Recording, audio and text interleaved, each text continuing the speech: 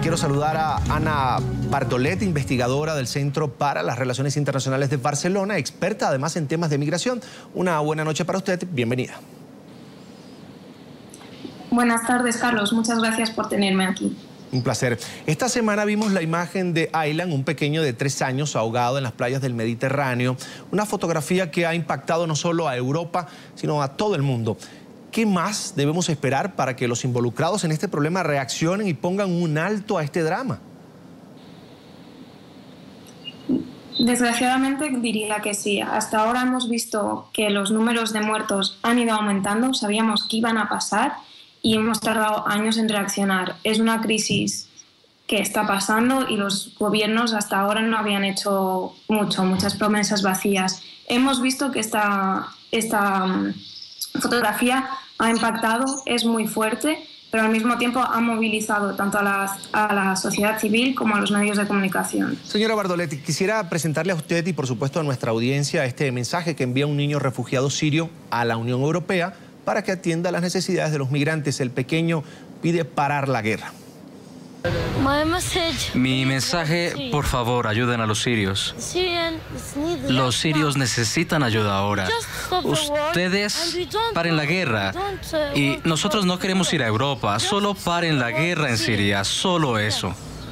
Sin atender el llamado, señora Bardolet, de estas personas, el Parlamento de Hungría declaró estado de emergencia migratorio por la masiva llegada de refugiados sirios a su territorio. Además, creó una ley que castiga con prisión a quienes crucen la frontera de manera irregular y a quienes dañen el cercado fronterizo. Por este daño son 5 años de prisión. Esta nación ha sido duramente criticada por su posición respecto a los inmigrantes. ¿Son válidos estos señalamientos que le han hecho por el tratamiento hacia estas personas o las medidas de Hungría están dentro de lo que correspondería hacer para parar esta crisis? Diría que las medidas de Hungría hoy en día no son dignas de un país democrático y mucho menos dentro de la Unión Europea.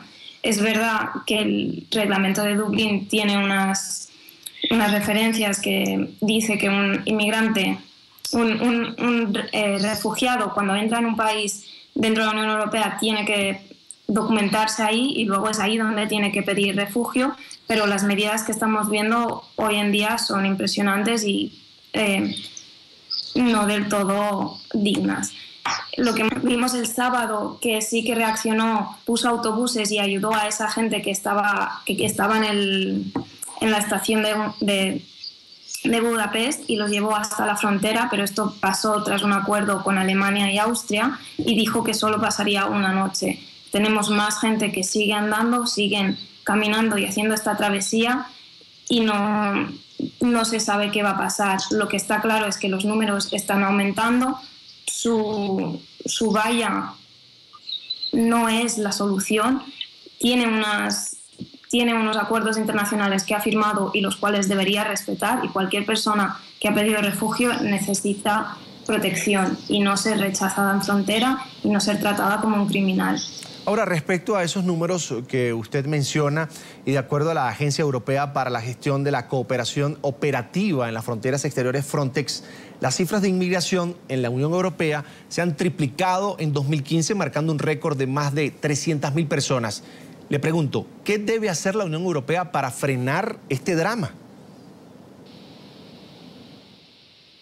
Una cosa es lo que debería hacer la Unión Europea para gestionar esta crisis y para dar cabida a esta gente que necesita ayuda, pero no es una cuestión de frenarla en el sentido de frenar a los refugiados fuera de la Unión Europea. Lo que hemos estado haciendo hasta ahora es no hablar conjuntamente. Los países no están hablando entre ellos y no están consiguiendo tener una respuesta conjunta y ahí está el problema. Italia está desbordada, Grecia está desbordada. Tenemos unos datos que son impresionantes. Este año más de 300.000 personas han llegado a Italia y a Grecia, mucho más que el año pasado, y parece que estos números van en aumento. Lo que deberían hacer para conseguir afrontar esto sería, por un lado, no hablar de cuotas, cooperar entre ellos. Alemania ha dicho que está esperando 800.000 refugiados este año y que es un número que no se ven capaces de afrontar, y por lo tanto debería haber más reubicación entre los Estados miembros. Por ejemplo, España por ahora tiene la cabeza escondida, ahora parece que con las ciudades sí que hay una nueva iniciativa, es muy interesante lo que está pasando en Madrid, Barcelona, en muchas otras, que parece que la gente, la sociedad civil y ahora las ciudades quieren acoger a más gente y el gobierno va a reaccionar a eso. Ahora, ¿dónde están las fallas en el accionar de las organizaciones quizás encargadas de atender este problema de la migración? ¿Considera que están más dedicadas a vigilar las fronteras que a salvaguardar la vida de los migrantes? Si es así, le pregunto, ¿cómo garantizar ese punto medio de equilibrio en que la seguridad del territorio no se vea comprometida y tampoco las vidas de las personas? Vemos que los estados, al menos en la Unión Europea hasta ahora, el foco principal ha sido proteger las fronteras, evitar que la gente entre en la Unión Europea. Italia ha sido, cuando hizo su operación Mare Nostrum, sí que puso más cabida en proteger a la gente, que no hubiera más muertos. Esto fue después de Lampedusa en 2013, pero le dejaron solo. Él tuvo que hacer cargo a unos gastos económicos y demasiado grandes, y luego acabó esta iniciativa, por lo cual la Unión Europea hasta ahora, sobre todo Frontex, hemos visto que está muy encargada en controlar fronteras, evitar que la gente entre, y una de las medidas que se podría o se debería hacer es, para evitar que muera tanta gente, tienen que tener cabida a poder entrar legalmente a Europa, cosa que ahora mismo no pueden. Mientras que estamos obligados a darles refugio una vez dentro del territorio, esta gente no puede entrar. Entonces vemos que muchos son familias, no hay suficiente reagrupación familiar y tampoco hay ningún sistema de visados humanitarios, por lo cual hacen falta corredores seguros de entrada. También una de las cosas importantes son los campos de refugiados, que ahora mismo están en otros países, los cuales cada vez tienen menos presupuesto, y la Unión Europea tampoco está haciendo nada. Señora Bardolet, el primer ministro británico David Cameron señaló que dará asilo a 4.000 inmigrantes más provenientes de Siria. Y le pregunto, ¿esta es una medida generada por presión internacional o en serio, de verdad, hay un plan para solventar la crisis migratoria a largo plazo y además contribuir a que otras naciones de Europa cedan ante este tema? Claramente es una presión momentaria y es un número muy pequeño. La crisis, estando como está ahora mismo, con estos números no vamos a ir a ningún lado. Hace falta mucho más y hace falta más compromiso político. Hemos visto que después de todas las crisis, cada vez que ha habido muertes grandes y la gente se ha movilizado, sea en 2013 en Lampedusa o en 2015, ahora en abril, la gente se movilizó e hicieron promesas. Hace falta más, hace falta dejar de hablar de cuotas, de cuánta gente se van a reubicar en cada país, y hablar más de cooperación concreta, de unas medidas y unos presupuestos más altos. Sabemos que estamos en crisis económica, que es un momento que los países del sur no tienen muchas y del este no tienen sus problemas, pero aún así estamos hablando de vidas humanas. Allí en Europa, países como Grecia atraviesan una difícil situación económica, terrible quizás. Sin embargo, también se registra un importante número de inmigrantes provenientes de Oriente Medio y África.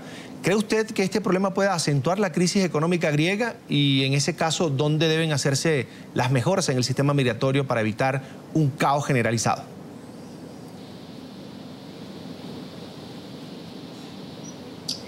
Es decir, el número que está recibiendo Grecia ahora mismo es muy impactante. Diría que son 200.000 refugiados este año solo, que son más de 43.000 que el año pasado. Son unos números que un Estado solo y encima en crisis, como está ahora mismo Grecia, no puede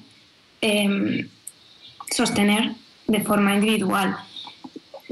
Estos refugiados, una vez aquí, ellos pueden trabajar, contribuir a la sociedad, no son un lacre, no son un peso para una economía. El problema es que necesitan ayuda, necesitan la primera acogida, y Grecia necesita más fondos para poder aguantarlos. estando dentro de la Unión Europea se supone que tenemos que tener un mecanismo para esto. No debería estar sola considerando cómo funciona el Dublín II o cómo funcionan nuestras normativas para afrontarlo.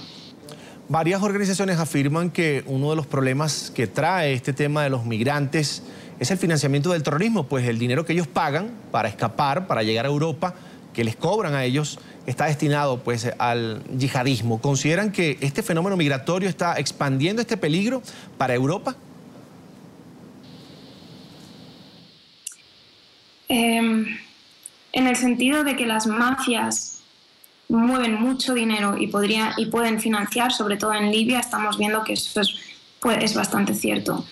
No creo que eso sea un problema dentro de Europa, de que los inmigrantes que llegan puedan ser terroristas a unos niveles muy grandes, que es uno de los problemas que ahora mismo la extrema derecha es un argumento que ellos usan para intentar frenar la entrada de gente, pero sí que es un buen argumento para decir, estas mafias existen y es un problema.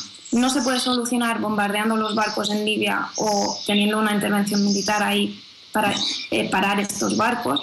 Lo que se debe entender es esta gente, los refugiados necesitan llegar a Europa, necesitan llegar a un país seguro y necesitan medidas legales para hacerlo. Una, por ejemplo, que se podría hacer es pedir asilo en una embajada, te la dan y tú ya tienes un visado legal y tú puedes comprar un billete de avión mucho más barato y entrar legalmente en la Unión Europea. Esto estaría dentro de una normativa que ya existe, que es la del visado europeo, pero que no se está llevando a cabo. Es Ana Bardolet, investigadora del Centro para las Relaciones Internacionales de Barcelona, experta además en temas de migración. Gracias por estar con nosotros en la tarde fin de semana de NTN 24. Muchas gracias a ti, Carlos.